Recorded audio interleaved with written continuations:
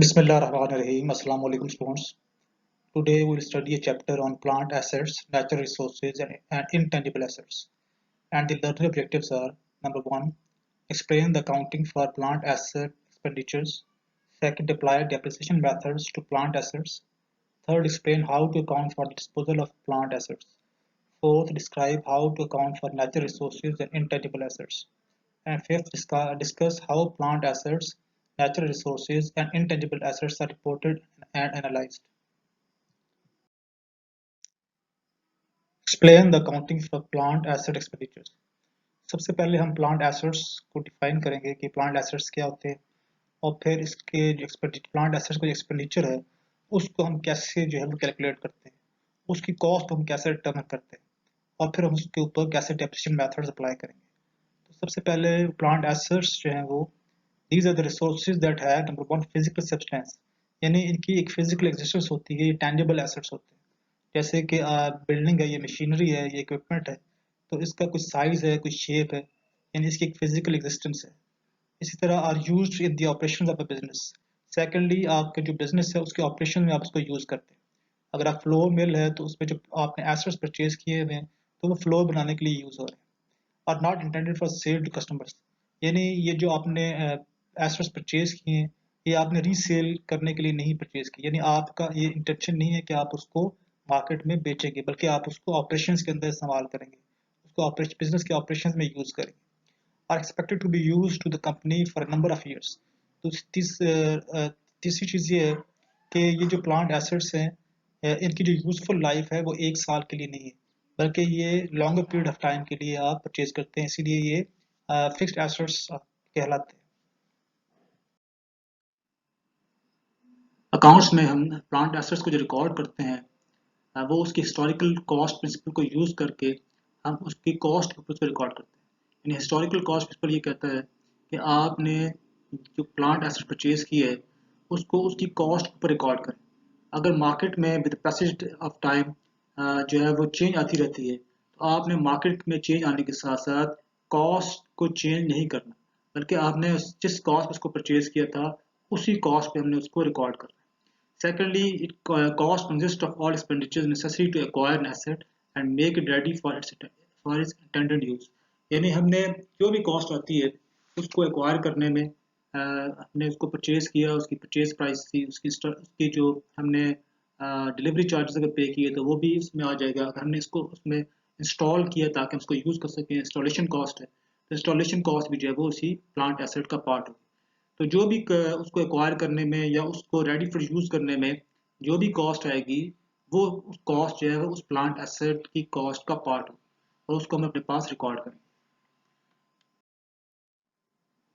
सबसे पहले हम देखते हैं लैंड को कि लैंड की कॉस्ट को हमने कैसे टर्म करना। All necessary cost incurred in making the land ready for its intended use increase डेट द लैंड अकाउंट, यानी कोई भी कॉस्ट जो है जो हमें बियर करनी पड़ती है उस लैंड को यूजेबल बनाने के लिए वो हम लैंड के अकाउंट को उस कॉस्ट के साथ डेबिट करेंगे। Cost typically include number one cash purchase price, यानी हमने जिस प्राइस के ऊपर उसको परचेज किया वो कॉस्ट है। Secondly closing cost such as title and attorney fees, जैसे कि आपने उसकी ऑनरशिप जो है वो अपने नाम अगर आप ट्रांसफ़र करवाया उसकी जो कॉस्ट है, जो लीगल फ़ी है जो आपने पे की उसकी जो कॉस्ट है वो कॉस्ट भी जो है लैंड की कॉस्ट का पार्ट हो। इसी तरह रियल एस्टेट ब्रोकर्स कमीशन है, अगर आपने ब्रोकर को जिसके थ्रू आपने परचेज किया है उसको जो आपने कमीशन पे किया है वो कॉस्ट भी लैंड की कॉस्ट का पार्ट होगी। इसी तरीके से अगर उसके ऊपर कोई प्रॉपर्टी टैक्सेस एक्रूड थे वो आपने पे करने, तो वो भी जो है वो लैंड की कॉस्ट का ही पार्ट हो। अब हम इलस्ट्रेशन के थ्रू देखते हैं कि कॉस्ट ऑफ लैंड को हम कैसे डिटर्मिन करेंगे। Hayes company acquires real estate at a cash cost of $100,000. The property contains an old warehouse that is raised at a net cost of $6,000. $7,500 in cost less $1,500 proceeds from salvage materials. Additional expenditures are the attorney's fee $1,000 and the real estate broker's commission $8,000. Required. Determine the amount to be reported as the cost of the land. ये हमने एक land purchase की है जिसकी cost $100,000, यानी purchase price जो है उसकी $100,000 है। इस प्रॉपर्टी के ऊपर एक वेयर हाउस था पुराना बना हुआ, उसको हमने डिमोलिश करवाया तो उसकी जो कॉस्ट थी वो $7500 थी। उसका जो सॉल्वेज मटेरियल था, जो हमने तोड़ा उसको, तो जो मटेरियल था उसको अगर हम बेचें तो वी कैन रिसीव $1500। तो 7500 में से 15 लेस कर दें तो हमारे पास नेट कॉस्ट रहती है जो कि $6000। इसके अलावा हमने जो एडिशनल एक्सपेंडिचर्स पे किए हैं, एक तो हमने अटॉर्नी फी पे की है और दूसरा हमने कमीशन पे किया है $8000। नेक्स्ट स्लाइड में देखते हैं कि इसको हमने अब कैसे कैलकुलेट करना है। सबसे पहले हमने लिखा कैश प्राइस ऑफ प्रॉपर्टी जो कि $100,000। उसके बाद net removal cost of warehouse, यानी जो वेयर हाउस था उसको हमने रिमूव करवाया लैंड के ऊपर से। उसकी हमें जो नेट कॉस्ट आई वो $6000। 7500 में से हमने सॉलिड वैल्यू जो थी वो लेस कर दी तो हमारे पास $6000 आ गए। इसके अलावा हमने जो फ़ी पे की है अटॉर्नी फ़ी वो $1000 है और हमने जो $8000 है वो हमने ब्रोकर कमीशन पे किया। तो इस तरीके से इन सबको ऐड कर लें तो हमारी जो टोटल कॉस्ट ऑफ लैंड है वो आ जाएगी $115,000। तो कॉस्ट ऑफ लैंड में सिर्फ जो परचेज प्राइस है वही इंक्लूडेड नहीं होती, बल्कि इसके अलावा जो एडिशनल कॉस्ट है जैसे हमने पहले डिस्कस किया था कि उसको आपने वर्किंग कंडीशन के अंदर लेके आना है। जैसे इसके ऊपर एक पुराना वेयर हाउस बना हुआ था, उसको डिमोलिश करने की कॉस्ट जो थी वो नेट कॉस्ट $6000 थी। इसके अलावा अटॉर्नी फी हमने पे की है या कमीशन पे की है, तो ये भी उस लैंड की कॉस्ट का पार्ट हो। तो इन सब को हम ऐड करेंगे तो हमारे पास कॉस्ट ऑफ लैंड आ जाएगी। इसी तरह जो लैंड इम्प्रूवमेंट्स हैं उस पर हमारी जो कॉस्ट आती है वो कॉस्ट भी जो है वो लैंड की कॉस्ट का ही पार्ट होगी। वो लैंड की कॉस्ट में हम उसको इंक्लूड करेंगे। जैसे कि structure additions made to land, यानी अगर आप उसके अंदर स्ट्रक्चर चेंजेस लेके आते हैं तो ये जो स्ट्रक्चर चेंजेस हैं इसका बेनिफिट वो एक साल से कम अरसे के लिए नहीं होता। इसका बेनिफिट जो है एक साल से ज़्यादा अरसे के लिए होता है। जब उसका बेनिफिट एक साल से ज़्यादा अरसे के लिए होगा तो हम उसे लैंड की कॉस्ट में इंक्लूड करेंगे। Cost includes all expenditures necessary to make the improvements ready for the intended use. For example, driveways, अगर आप driveways बनाते हैं, parking lots बनाते हैं, आप fences खड़े करते हैं, आप landscaping करते हैं या आप underground sprinklers बनाते हैं, तो इनके ऊपर जो भी cost आएगी वो cost land की cost का part होगी, हम उसे उसके अंदर add करेंगे। सेकेंडली उसकी लिमिटेड यूजफुल लाइफ, यानी उसकी जो लाइफ है जो हमने आपने एक्सपेंडिचर किया है ये हमारा जो है वो कैपिटल एक्सपेंडिचर कहलाएगा। इसकी जो यूजफुल लाइफ है उसको भी हम डिटरमाइन करेंगे कि इसकी लाइफ जो है वो कितने साल है, यानी 2 साल है, 5 साल है, 10 साल है, कितने साल, जितने भी साल होगी हम उसको नेक्स्ट स्टेप ये है कि हम उस कॉस्ट को एक्सपेंस में कन्वर्ट करते रहेंगे हर साल, जो भी उसकी यूजफुल लाइफ है। फॉर एग्जाम्पल उसकी अगर यूजफुल लाइफ 10 ईयर्स है तो उस कॉस्ट को हम डेप्रिशिएट करेंगे, डेप्रिसिएशन के थ्रू उसको एक्सपेंस में कन्वर्ट करेंगे फॉर द 10 ईयर्स। वो मेथड हम आगे चल के देखेंगे कि डेप्रिसिएशन क्या है और वो कैसे मेथड हम यूज करेंगे। Now we will determine cost of building. It includes all costs related directly to purchase or construction. इसमें वो तमाम कॉस्ट शामिल होगी बिल्डिंग कॉस्ट में जो कि परचेज से रिलेटेड होगी डायरेक्टली या कंस्ट्रक्शन से रिलेटेड होगी। परचेज कॉस्ट में आता है परचेज प्राइस, क्लोजिंग कॉस्ट में अटॉर्नी फ़ी, टाइटल ट्रांसफ़र, इसी तरह इंश्योरेंस है या ब्रोकर कमीशन जो हमने पे किया है। सेकेंडली जो है वो रीमॉडलिंग, रिप्लेसिंग और repairing the roof, floors, electrical wiring and plumbing. अगर आप उस बिल्डिंग में उसको कोई डिज़ाइन में चेंज करना चाहते हैं या आप फ्लोर को जो है उसको वो रिपेयर करवाना चाह रहे हैं या आप फ्लोर्स जो है वहाँ पे नई टाइलिंग जो है वो करना चाह रहे हैं, इसका इलेक्ट्रिक वायरिंग है या प्लम्बिंग है, तो जो भी कॉस्ट आएगी बिल्डिंग के ऊपर वो उसकी परचेज कॉस्ट का पार्ट होगी। इस तरह कंस्ट्रक्शन कॉस्ट में कॉन्ट्रैक्ट प्राइस प्लस जो पेमेंट्स हैं for architects fee, building permits and excavation cost. तो कॉन्ट्रैक्ट प्राइस जो है उसमें जो भी आपकी कॉन्ट्रैक्ट प्राइस है उसके साथ साथ आपने जो उसका नक्शा बनवाया है उसकी जो फ़ी पे करेंगे। इसी तरह जो परमिट लेते हैं आप बिल्डिंग बनाने के लिए उसकी जो फ़ी है या डिगिंग करते हैं, तो जो भी कॉस्ट आएगी वो सारी कॉस्ट कंस्ट्रक्शन कॉस्ट का पार्ट होगी और वो बिल्डिंग की कॉस्ट का पार्ट होगी। Now we will determine cost of equipment. It includes all costs incurred in acquiring the equipment and preparing it for use. यानी इसमें तमाम कॉस्ट शामिल है जिसमें आपने उसको इक्विपमेंट को परचेज किया, उसको एक्वायर किया और उसको फिर रेडी किया फॉर द यूज़। इसमें कौन कौन सी कॉस्ट शामिल होती है? Cost typically include number one cash purchase price, यानी जिस प्राइस के तो आपने उसको परचेज किया है। सेकेंडली उसके ऊपर आपने कुछ सेल्स टैक्स पे किया तो वो आ जाएगा। इसके अलावा अगर आपने फ्रेट चार्जेस पे किए यानी डिलीवरी चार्जेस हैं वो पे किए तो इक्विपमेंट के जो कॉस्ट है उसमें ये भी इंक्लूड जाएगा। इस तरह अगर वो इन ट्रांजिट था और आप परचेजर ने उसको इंश्योरेंस पे की है तो वो जो इंश्योरेंस कॉस्ट है वो भी इक्विपमेंट की कॉस्ट में ही इंक्लूड होगी। इसके अलावा expenditures required in assembling, installing and testing the unit, आपको जो भी इंस्टॉलेशन पे जो चार्जेस पे करने पड़े हैं वो चार्जेस भी जो है वो इक्विपमेंट की कॉस्ट का ही पार्ट होंगे। इस तरह आप सैंपल करते हैं, यानी वो आती है पार्ट्स में और यहाँ पे आके सैंपल होती है, तो असेंबलिंग कॉस्ट है या इंस्टॉलेशन कॉस्ट है या आप उसको टेस्ट कर रहे हैं, जो भी कॉस्ट उसकी आप बेयर कर रहे हैं वो कॉस्ट जो है वो इक्विपमेंट की कॉस्ट का पार्ट होगी। For example, Leonard Company purchased a delivery truck at a cash price of $22,000. Related expenditures are sales tax $1,320, painting and lettering $500, motor vehicle license $80, and a 3-year accident insurance policy $1,600. Compute the cost of the delivery truck. हमें उन्होंने information दी है कि cash जो price उसकी $22,000 थी, sales tax जो पे किया है 1320 है, और पेंटिंग एंड लेटरिंग जो है वो $500 है। उस मोटर व्हीकल की जो लाइसेंस की जो अमाउंट पे किया वो $80 है। इसी तरह जो इंश्योरेंस परचेज की है वो $16 है, जो कि 3 years इंश्योरेंस है। तो इसमें जो ट्रक की कॉस्ट है उसमें क्या चीज़ें आएंगी, उसमें तीन चीज़ें आएंगी। एक तो कैश प्राइस जिसके ऊपर हमने परचेज किया है, इसके अलावा जो सेल्स टैक्स हमने पे किया है, उसके अलावा जो उसको पेंटिंग करवाई है या उसके ऊपर कोई नक्शो निगारी करवाई है जो कि जिसकी कॉस्ट $500 है, तो वो उसमें इंक्लूड होगा। लाइसेंसिंग फ़ी और जो इंश्योरेंस पॉलिसी होती है, ये जो इंश्योरेंस एक्सपेंस होता है, ये इसमें इंक्लूड नहीं होगा।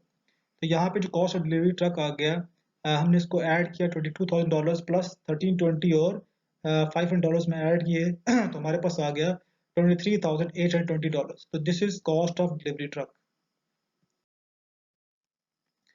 कॉस्ट को डिटरमिन करने के बाद नेक्स्ट स्टेप ये है कि अब हम उसको अकाउंट्स में कैसे रिकॉर्ड करेंगे। तो हमने जो इक्विपमेंट है उसकी जो कॉस्ट डिटरमिन की थी वो बनती है 23,820। इसके ऊपर हमने जो लाइसेंसिंग फ़ी पे की है ये हमारा रेवेन्यू एक्सपेंस में आएगा और ये $80।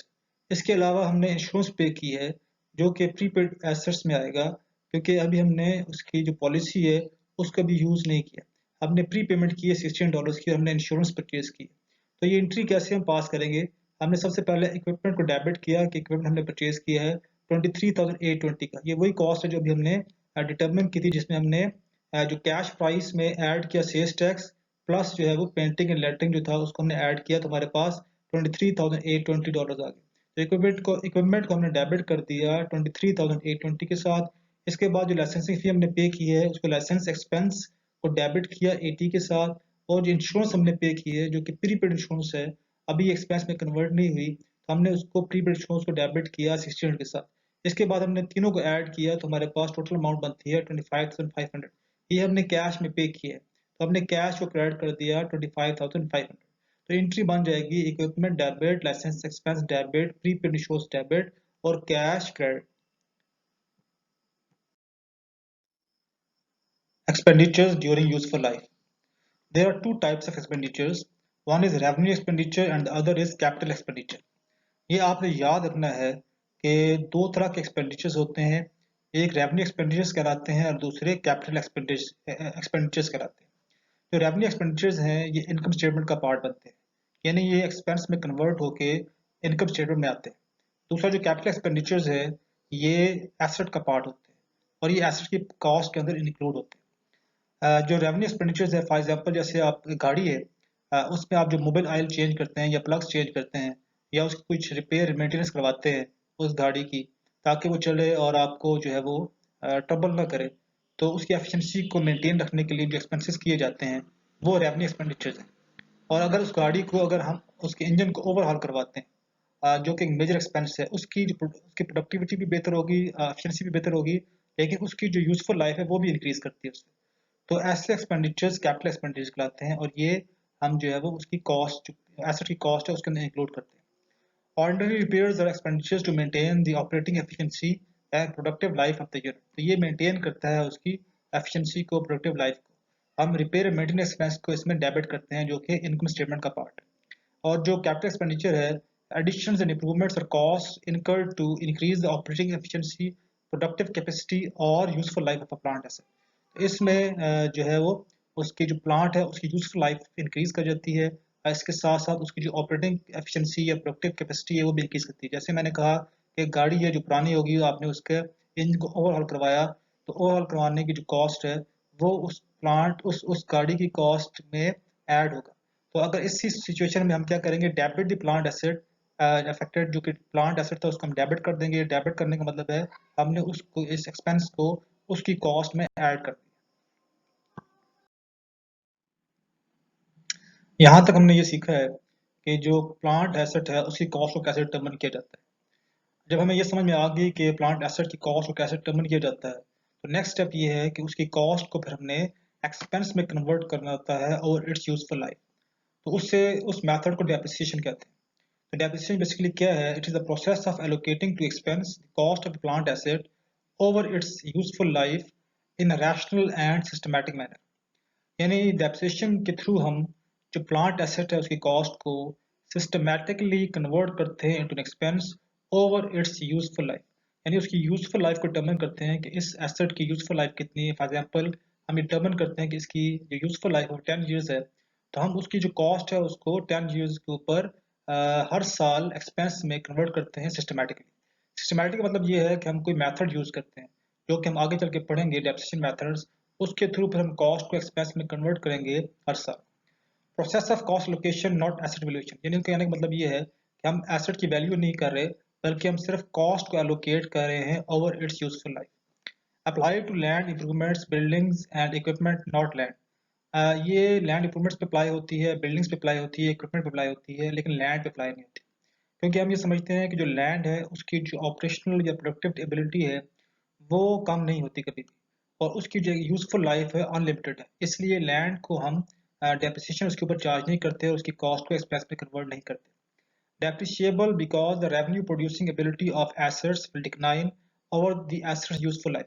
यानी हम डेप्रिसिएशन जो करते हैं वो क्यों करते हैं? क्योंकि जो रेवेन्यू प्रोड्यूसिंग एबिलिटी है एसेट्स की वो डिक्लाइन करती है उसकी यूजफुल लाइफ के ऊपर। जैसे कि मैंने एग्जांपल दी थी अभी गाड़ी की, तो गाड़ी जो एक ब्रांड न्यू कार है उसमें और जो 10 साल पुरानी गाड़ी है उन दोनों की जो एफिशिएंसी है दोनों में बड़ा डिफरेंस होगा। तो उसकी जो पुरानी गाड़ी है उसकी मेंटेनेंस कॉस्ट ज़्यादा होगी as compare to the brand new car. तो हमें उसकी जो प्रोडक्टिव जो एफिशिएंसी है वो over the period of time जो है वो डिटेरियोरेट होती रहती है। तो हम डेप्रिसिएशन चार्ज करते हैं उन एसेट्स के ऊपर जिनकी प्रोडक्टिव एबिलिटी जो है वो डिक्लाइन करती है over its useful life. Factors in computing depreciation.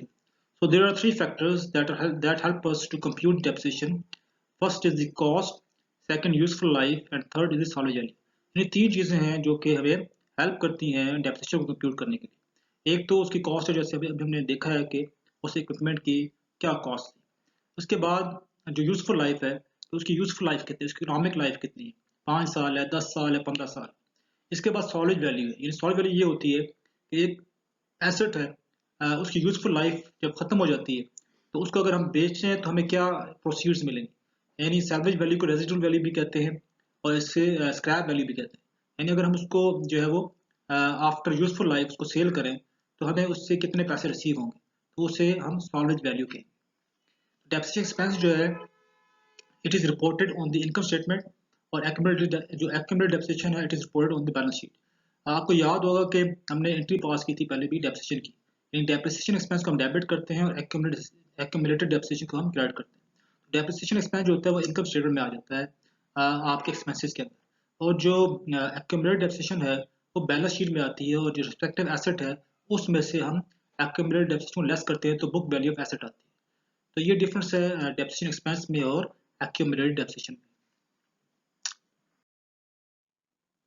Depreciation methods. Management selects the method it believes best measures an asset's contribution to revenue over its useful life. Examples include straight line method, units of activity method, declining balance method. तो various methods हैं depreciation के जिसके through आप cost of capital को convert कर सकते हैं expense में, और ये जो एक्सपेंस है फिर ये इनकम स्टेटमेंट में आएगा जहाँ पे आप रेवेन्यू को डिटर्मिन करेंगे। तो मैनेजमेंट जो है ये उसके ऊपर डिपेंड करता है कि वो किस मेथड को अप्लाई करती है।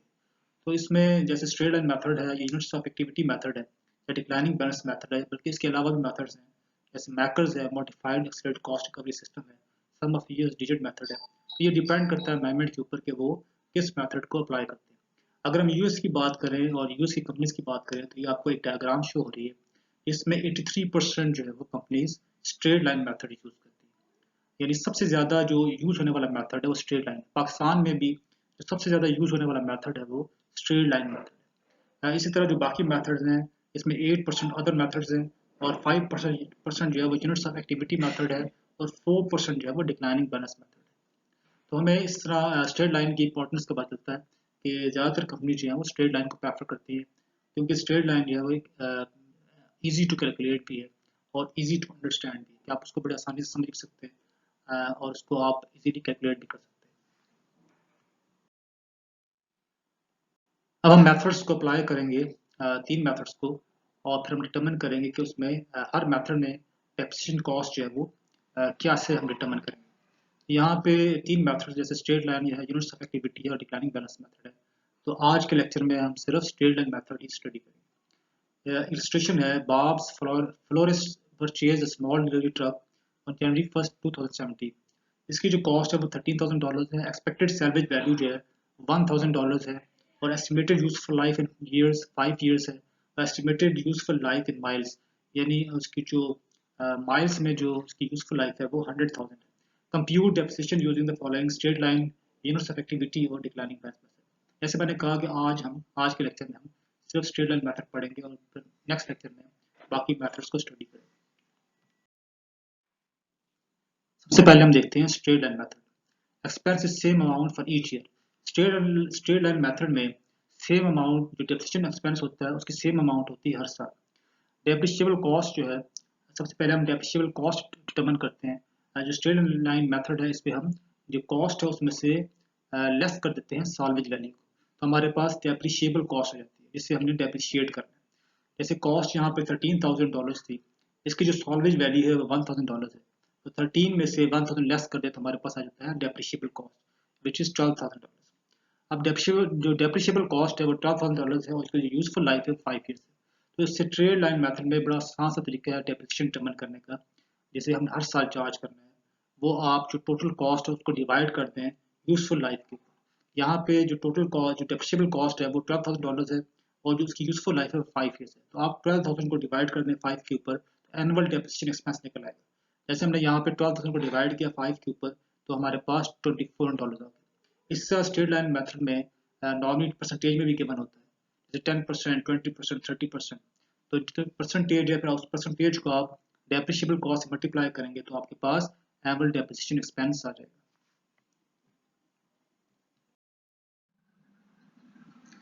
डेप्रिशिएबल कॉस्ट हमने डिटरमिन कर ली थी जो कि $12,000। अब हमने एक टेबल जो है वो उसको ड्रॉ किया है। इसमें सबसे पहले हमने ईयर्स लिखे, उसके बाद डेप्रिशिएबल कॉस्ट है, उसके बाद रेट लिखा है, उसके बाद एनुअल डेप्रिसिएशन एक्सपेंस है, उसके बाद एक्यूमुलेटेड डेप्रिसिएशन और उसके बाद बुक वैल्यू। तो सबसे क्योंकि ये 5 ईयर्स तक हमने इसको डेप्रिशिएट करना है तो हमने 17 से लेके 21 तक हमने 5 ईयर्स लिख दिए, 2017, 18, 19, 20 एंड 21। डेप्रिशिएबल कॉस्ट है वो $12,000 है।